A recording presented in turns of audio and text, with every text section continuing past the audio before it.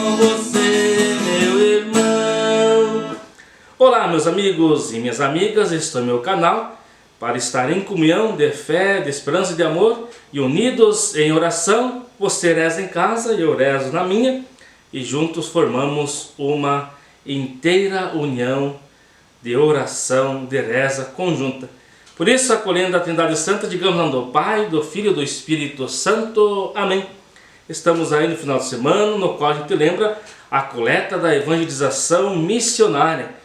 Mesmo a gente não tendo celebração presencial aqui em nossa paróquia, a gente tem motivo, as famílias, as pessoas que desejam ajudar nessa coleta, venham até a Secretaria Paroquial para a gente também ajudar as missões além fronteira. Esse dinheiro vai para a Diocese e a Diocese vai enviar para as frentes, as fronteiras, os lugares onde precisa desse dinheiro para ajudar na missão além fronteiras. É muito importante porque esse dinheiro é investido em projetos missionários. Então, se você aí tiver vontade de abrir o seu coração para essa coleta, vai estar ajudando muitos missionários, muitos religiosos, religiosas na missão além fronteiras. E queremos com certeza colocar nossa vida em missão nesse final de semana. O mês missionário, a vida é missão, eis-me aqui, envia-me. E cantando o hino das Santas Missões Populares da Diocese, para também acolher a Palavra de Deus. Por Jesus somos todos chamados a segui-lo no amor e na ação, para anunciar o seu reino enviados, dando vida e servindo aos irmãos. Deixemo-nos guiar pela luz do Senhor, para realizar a missão com ardor. Deixemo-nos guiar pela luz do Senhor, para realizar a missão com ardor. Não deixemos que as trevas do mundo nos transtornem em nossa opção. O Evangelho é um sentido profundo que conduz para a libertação. Deixemo-nos guiar pela luz do Senhor, para realizar a missão com ardor.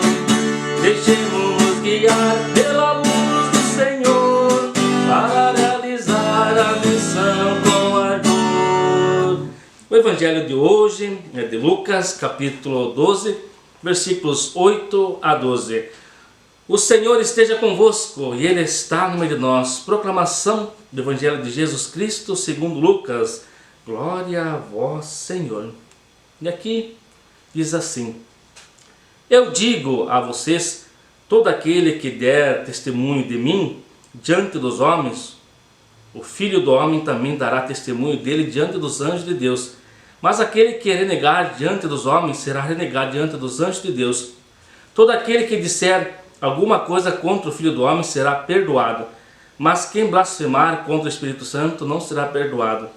Quando introduzirem vocês diante das sinagogas, magistrados e autoridades, não fiquem preocupados como ou com o que vocês se defenderão ou o que dirão, pois nessa hora o Espírito Santo ensinará o que vocês devem dizer. Palavra da salvação. Glória a vós, Senhor. Um pouco deste Evangelho, vamos fazer uma reflexão e pensando um pouco na nossa vida, na nossa missão. José Salviano, na liturgia comentada, na sua reflexão, ele diz assim: Deus é Pai misericordioso, bondoso e está sempre disposto a nos perdoar, sem ficar lembrando os nossos pecados, puxando as coisas que já aconteceram, passados, né? A bondade de Deus não tem medida, não é um metro, não é uma trena. Porém, o seu perdão tem duas agravantes a serem consideradas por todos nós. Muitos de nós, todos os dias, rezam pedindo perdão dos seus pecados. E, no entanto, não perdoa o seu filho, a sua filha, a sua esposa, o seu marido, a sua mãe, o seu pai. amigos pelas ofensas ocorridas no decorrer da caminhada terrestre.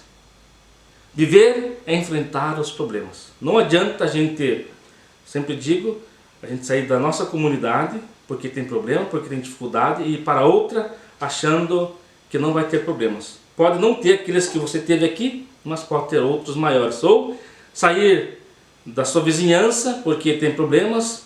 Às vezes o problema é sempre ao vizinho, é sempre as pessoas que estão perto de nós.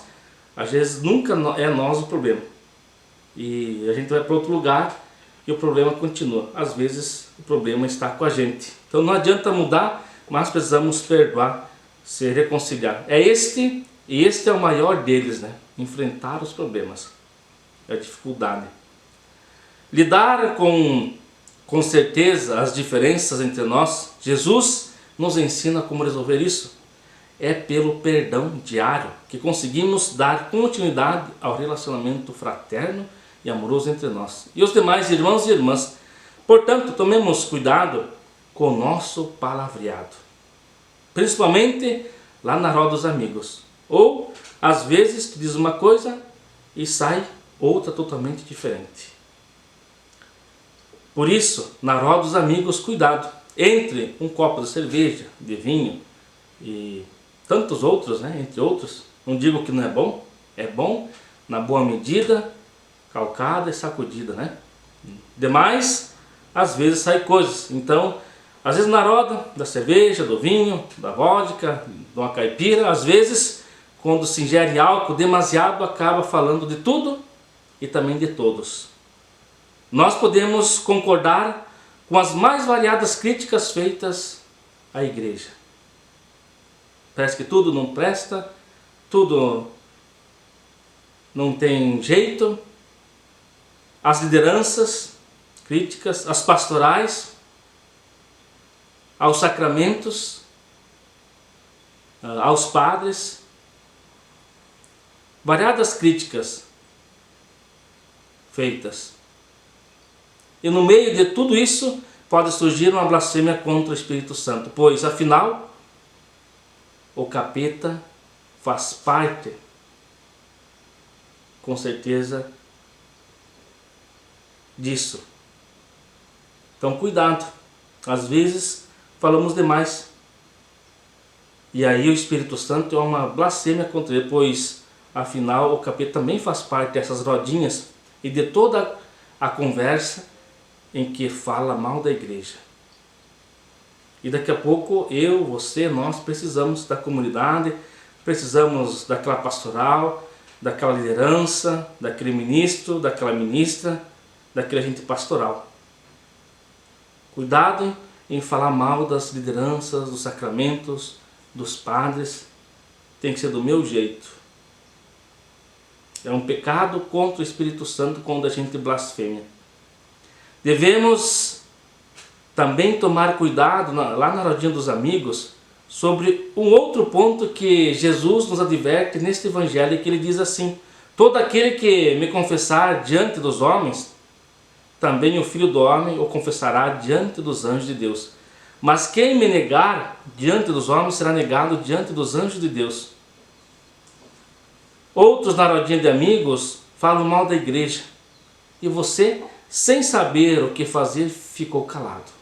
Ou, às vezes o pior, para mostrar serviço, para não se passar por beato, né, como a gente ouve, ou beata, ou amigo do padre, ou como a gente ouve também, papa hóstia, né, é uns termos pejorativos, papa missa, ou meio padre, né, madre, ou a gente já escutou padre de plástico, né? Não sei de onde que tira tanta coisa, né?